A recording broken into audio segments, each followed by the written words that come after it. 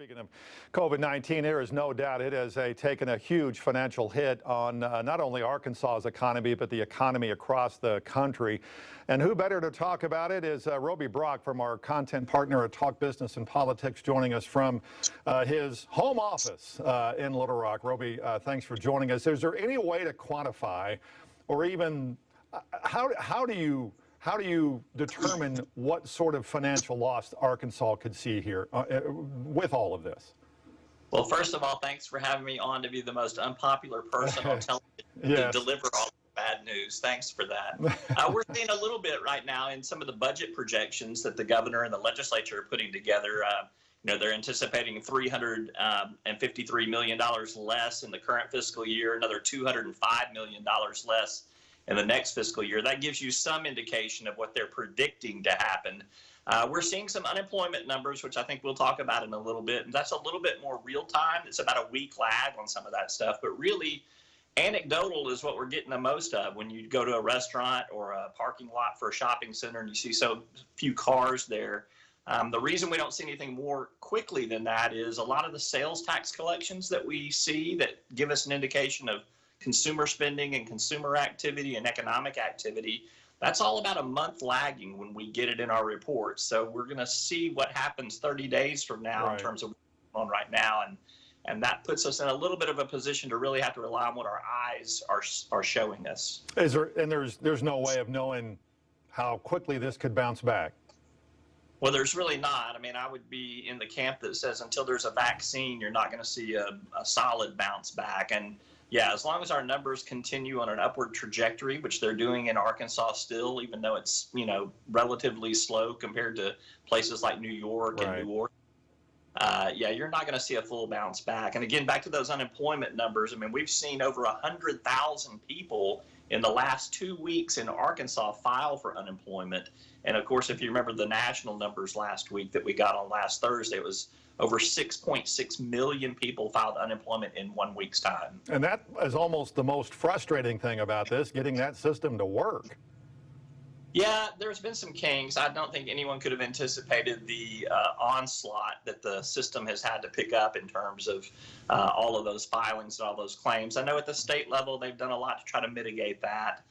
They've beefed up their call center. They've done things to improve the access online. It still has not worked completely out. You're still hearing complaints from a lot of folks on that. But I do know that the state has said no one will be penalized for not filing quickly enough. So you'll be able to be retroactive on the filings there. They have made that accommodation. And speaking of that, can the state sustain this level of unemployment, and for how long? Well, look, we're going to be in a national boat on that. The Arkansas has an unemployment insurance trust fund, which employers have been paying into for years. It is a little under $1 billion. It's a pretty healthy balance fund. It will not sustain itself through this entire, what I see happening over the next couple of months. I don't think that we'll have enough money to cover everything, but we've been in this position before in 2008, 2009 in the financial crisis. That fund was in weaker shape. We got some money from the federal government to help us with that. I think that federal help will be there for the state if we wind up running short on money. Let's focus on one huge event. I know a number of events have been postponed and canceled, but one huge event in Northwest Arkansas, the Walmart shareholders meeting, is going to be virtual. How does that play as far as an economic impact in this part of the state? Well, the business of Walmart will still get conducted, but it is going to be a huge, liability for the business community up there. I mean, think about all of the people that travel from around the world to the shareholders meeting in Northwest Arkansas. That's plane travel that's not going to happen through XNA Airport. That is people that are not going to stay in hotels up in Northwest Arkansas. That's people that are not going to go out and eat at restaurants and do those sort of things. So, and think too, the University of Arkansas rents out its facilities to Walmart for that whole week as well. And so that all of that income is going to be lost in terms of the local economy up there. I can't quantify it, but it will be significant. All right, need to take a break. When we come back, let's talk about the politics or the political aspect of this. A lot of elections going on across the state and locally.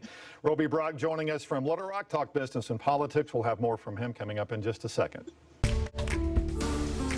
Roby Brock joining us from his Little Rock office, Talk Business and Politics, talking about, well, the last segment was about the economic aspect of COVID-19. This segment, let's talk about a little bit about elections coming up. We could focus on what's happening on a national level with a number of primaries and future primaries being talked about, canceled and whatnot. But in Arkansas, how do you see this playing out? What, 3 of the 4 congressional seats are up for re-election? You've got some state house seats and Senate seats up for re-election this year.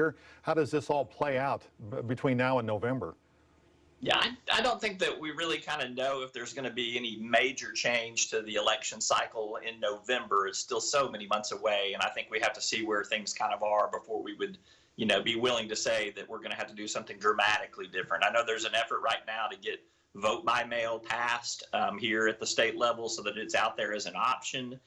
If they don't do it in the fiscal session that's about to start up here on Wednesday, then they could do this in a special session if it gets closer to time. But I don't think you'll see a big change at this point in time. I don't think you'll see anybody making any major changes to how the election process will work in November. I will say this, though. Some things that I'll be looking for in terms of what's going to be on the November ballot that will be interesting. Those races that you mentioned will obviously be interesting, but to me, the more interesting thing is the highway tax proposal. The governor is pushing for this permanent half-cent sales tax for roads, as everybody knows. It's a legislative referred amendment. It's going to be on the ballot in November. Are people going to be willing to make permanent a half-cent sales tax in the middle of a pretty tough economic? The governor tells me he may be willing to pitch this as a jobs program by this time, and that may be a sales point for him when it comes around. Talk real briefly. We just have a few seconds left. The special session that started, the budget session that starts Wednesday. How is that going to be handled? Be handled like the special session was. The House is going to meet in the Jack Stevens Center at UA Little Rock, and they're going to socially distance themselves several seats apart from one another.